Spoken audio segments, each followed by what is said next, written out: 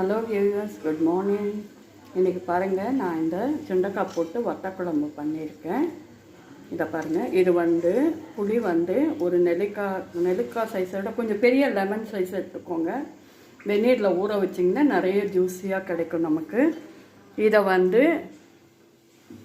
எடுத்து வச்சுக்கோங்க. எனக்கு இந்த கப்பு இந்த கப்பு நிறைய வந்தது. இந்த ஜூஸு திக்காகவே இருக்கட்டும் கொஞ்சம், சரிங்களா? அப்புறம் நம்ம வானலியில் தாளிக்கணும். சுண்டைக்காய், பெருங்காயம், கட்டி பெருங்காயம் போட்டுக்கோங்க, நல்லாயிருக்கும். நிறைய போடுங்க, அப்போ தான் வாசனையாக இருக்கும். இதில் சுண்டைக்காய், அப்புறம் காஞ்ச மிளகாய், அதுக்கப்புறம் கடலைப்பருப்பு, கொஞ்சம் உளுத்தம் பருப்பு, கடுகு, வெந்தயம் மெயினாக போடுங்க. அதுக்கப்புறம் கருவேப்பிலை, இது எல்லாத்தையும் நல்லா தாளிச்சிடுங்க. தாளிச்சிட்டு அந்த புளி தண்ணி எடுத்து வச்சோம் இல்லைங்களா, அதை ஊற்றிடுங்க.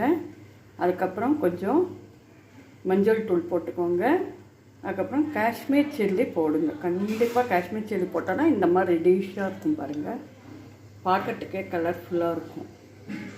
ஓகேவா? அதனால் நீங்கள் கண்டிப்பாக காஷ்மீர் சில்லி பவுடர் போட்டுக்கோங்க. அது உங்களுக்கு ரெண்டுமே பிடிக்கும். கொஞ்சம் காரம், ஏன்னா இது காரம் கம்மியாக இருக்குன்னா கொஞ்சம் கூட போடணும். இல்லை இது கொஞ்சம் ஆர்டினரி சில்லி பவுடர் கொஞ்சமும் போட்டுக்கோங்க. பட் இது போட்டால் தான் இந்த மாதிரி கலர்ஃபுல்லாக இருக்கும். நான் இப்போ தான் ஆஃப் பண்ணியிருக்கேன். இன்னும் கொஞ்சம் நேரம் வேகணும்.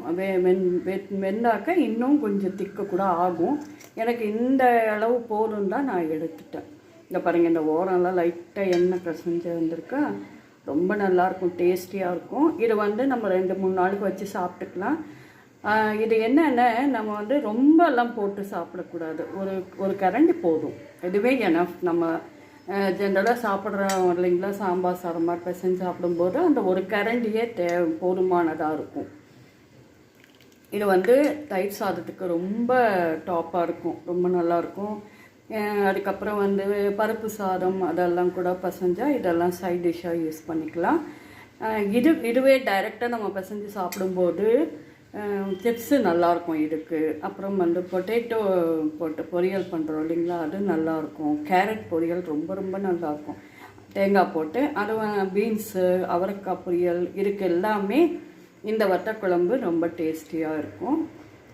மோஸ்ட்லி உருளைக்கிழங்கு ரோஸ்ட்டு இதுக்கு ரொம்ப நல்லா இருக்கும். இல்லை சிப்ஸு நல்லாயிருக்கும், வாழைக்காய் சிப்ஸு, உருளைக்கிழங்கு சிப்ஸு அந்த மாதிரியும் யூஸ் பண்ணிக்கலாம்.